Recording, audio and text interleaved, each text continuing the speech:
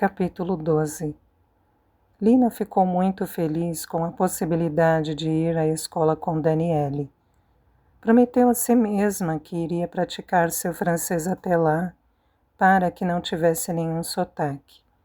Queria ser mais francesa do que as francesas, dizia a si mesma, soletrando sem parar as palavras mais difíceis.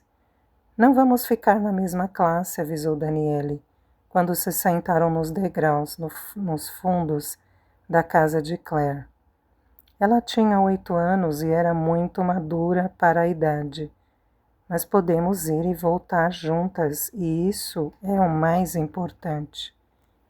Uma tarde, a conversa delas foi interrompida por um redemoinho de folhas na estrada de terra. No centro dele surgiu um jovem rapaz. É Remy, explicou Daniele. Como pode ver, ele passa o tempo todo fazendo travessuras.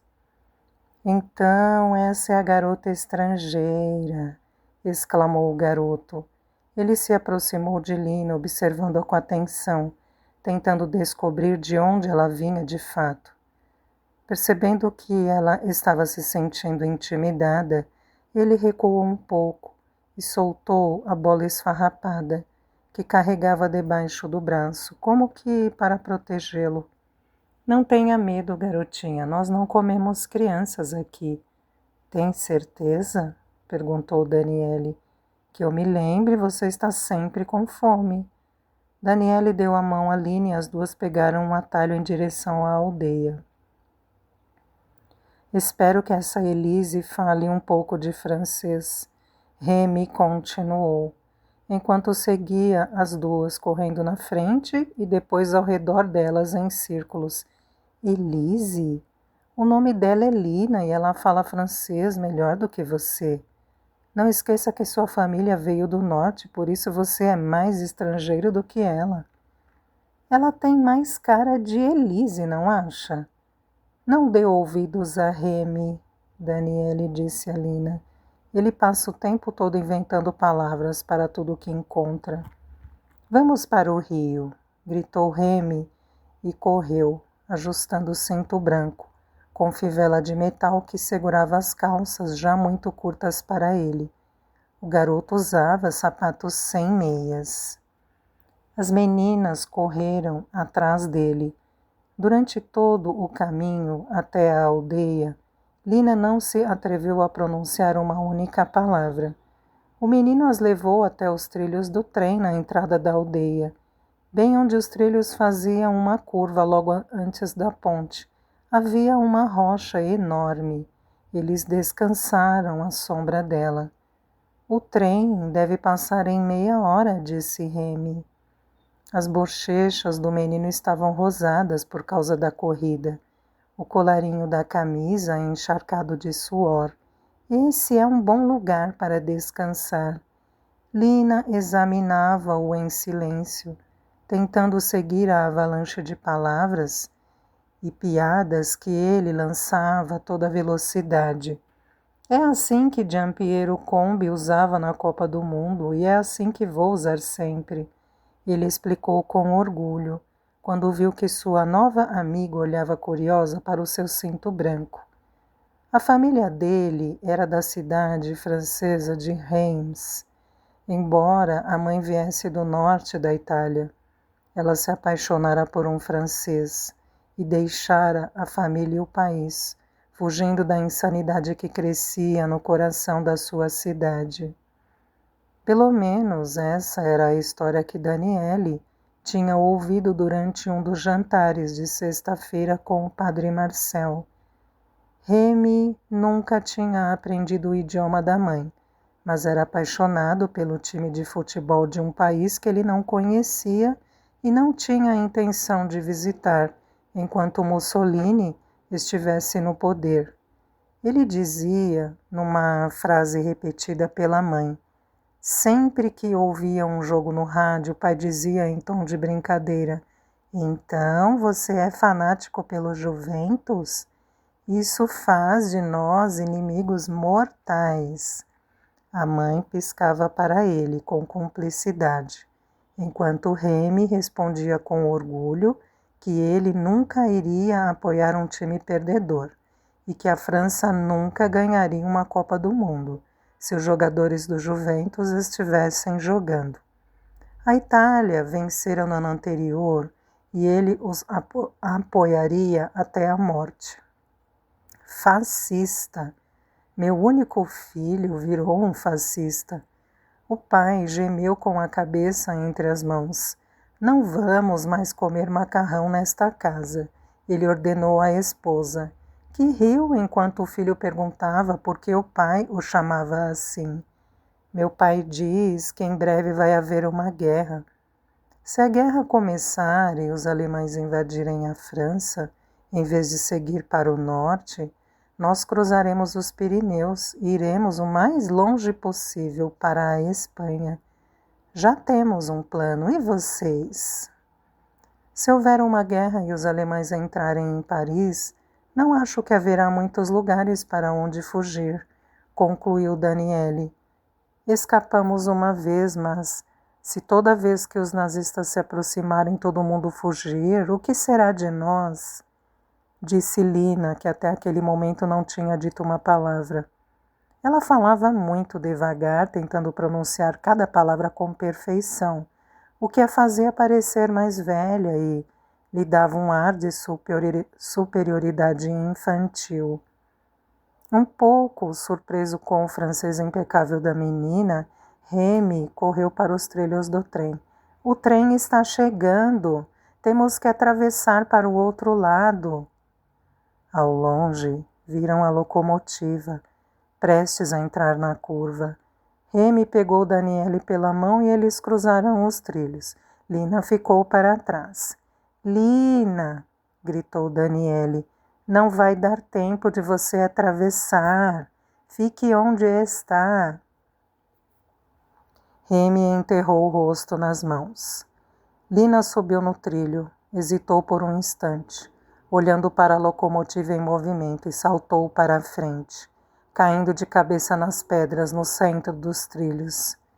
A vibração dos trilhos agitou todo o seu corpo, mas ela ficou imóvel até o trem ter desaparecido.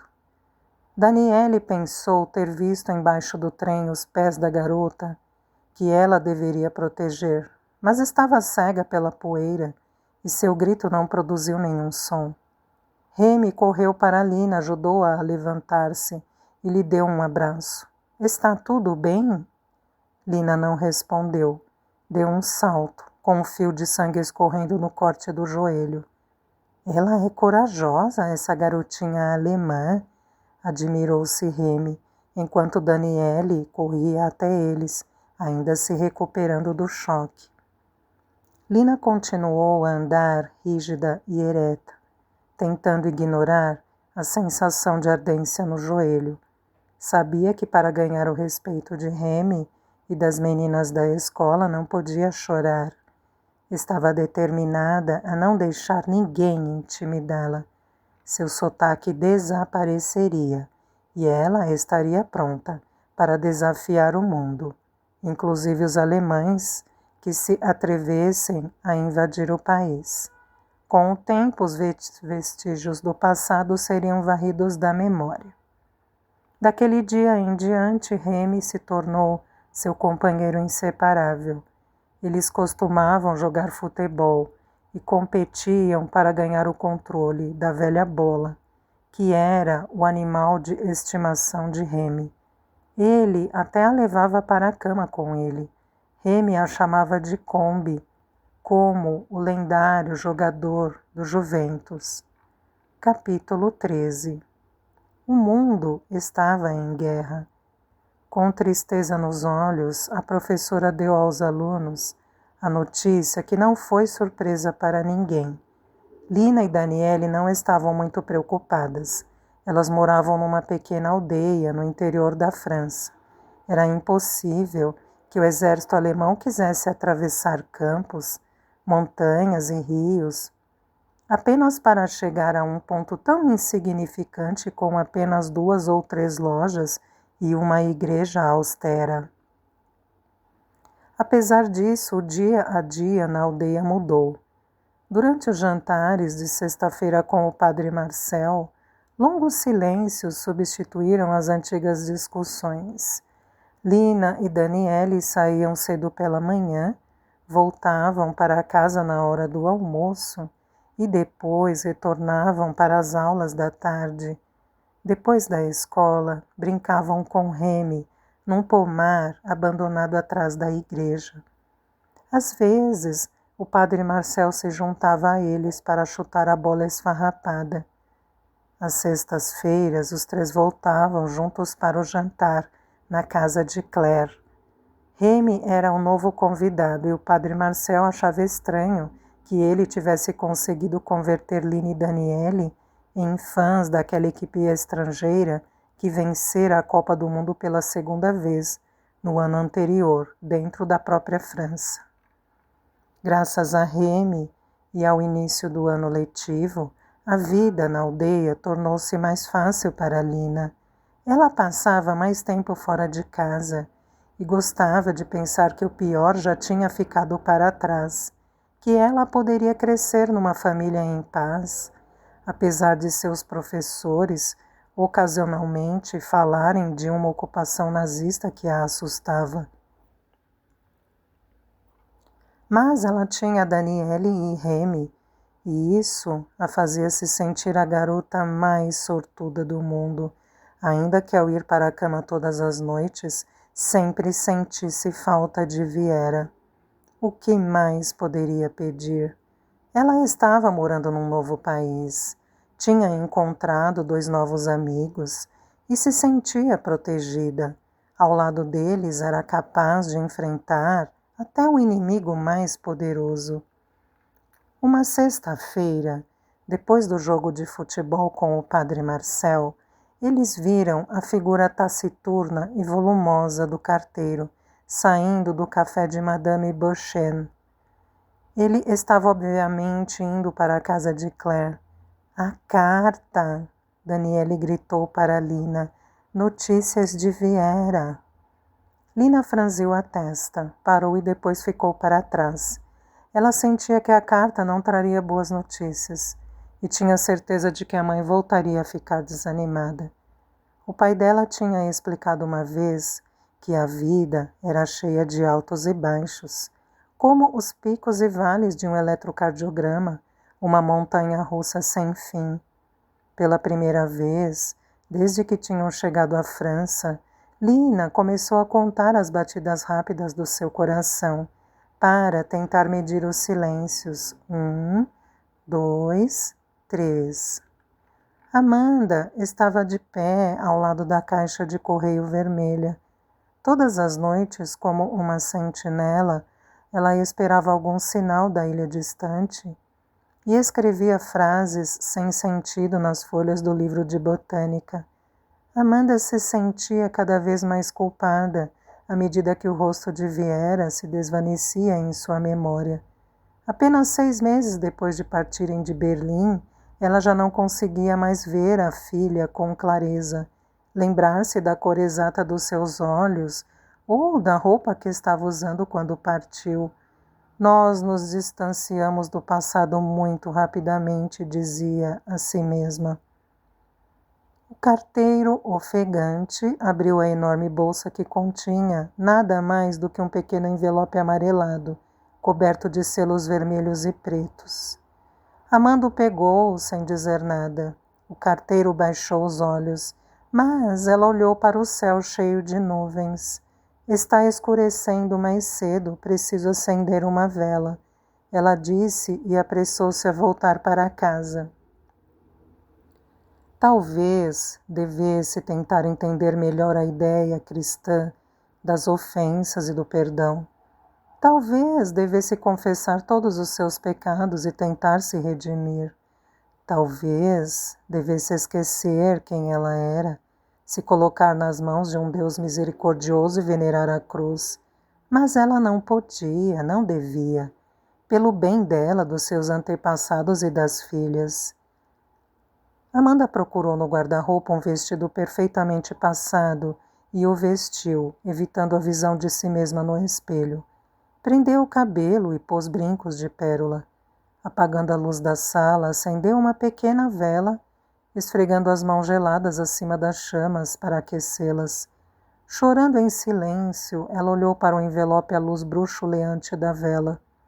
Eles tinham devolvido a carta depois dela ter cruzado a França, o Atlântico e as ruas de Havana, sem encontrar Viena.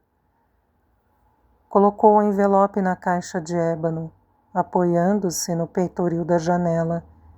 Assistiu enquanto o sol começava a se pôr e rezou para ter um pouco de alívio da sua dor. Quando ouviu Lina entrar no quarto, inclinou o rosto para ela e cumprimentou-a com um sorriso. Abençoou-a com um beijo na testa e disse para que lavasse as mãos antes do jantar.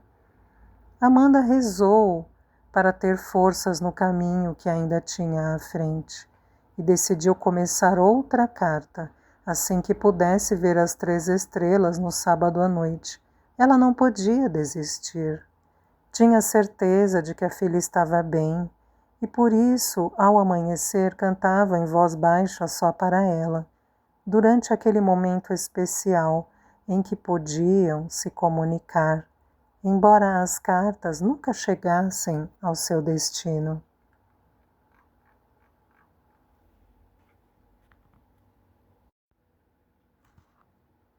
Capítulo 14. Na escola começaram os exercícios de simulação de ataque aéreo. A França declarara a guerra à Alemanha e Lina estava com medo de que fosse mais uma vez vista como uma inimiga.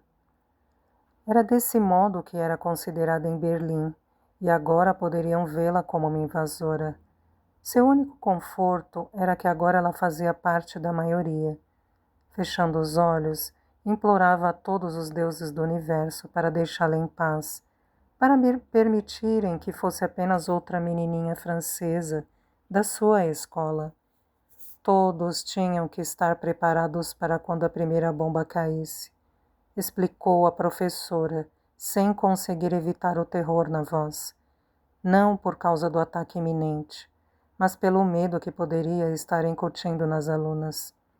Quando ouvissem a sirene soar, as garotas teriam que se esconder embaixo das carteiras, até que escutassem um aviso de sair para o pátio. Tinham que atender com rapidez às ordens, sem pensar, nem titubear. Para as meninas, o inimigo ainda era invisível. Lina achava que eles viriam do céu, escondidos entre as nuvens, e esmagaria todos. Não haveria eleitos, nem religião. Todos, sem importar que Deus eles adorassem, cairiam nas garras da mesma força, e ninguém no mundo seria capaz de enfrentá-la. Estamos no drôle de guerre, a guerra de Araque, comentou o padre Marcel a Claire, ao se despedir na porta depois do jantar. Enquanto isso, Amanda observava as 2 meninas cavarem uma pequena sepultura na terra para enterrar um passarinho caído do ninho. Aposto que abateram um avião alemão, sussurrou Lina. A primeira vítima dessa guerra de Araque, concordou Daniele, repetindo a expressão usada pelo padre Marcel. Se continuarmos assim, os alemães vão nos matar como moscas, disse o padre, prosseguindo. Temos um velho comandando nosso exército, e os britânicos não vão atravessar o Canal da Mancha para nos defender. Por que fariam isso? Os alemães não vão ter a ousadia de nos invadir. Não vai ser nada fácil para eles tomar Paris, Claire repetiu, tentando parecer convicta simplesmente, para acalmar a raiva reprimida do amigo. Na verdade, ela não estava nem um pouco convencida do que estava dizendo. Um medo obscuro a mantinha acordada na maioria das noites agora. Para Amanda, o futuro era um enigma. Concentrada no seu desejo de reencontrar Viera, ela não conseguia mais vislumbrar o que o destino lhes reservava. No sábado, ao amanhecer, pegou outra folha do livro de botânica e começou a escrever.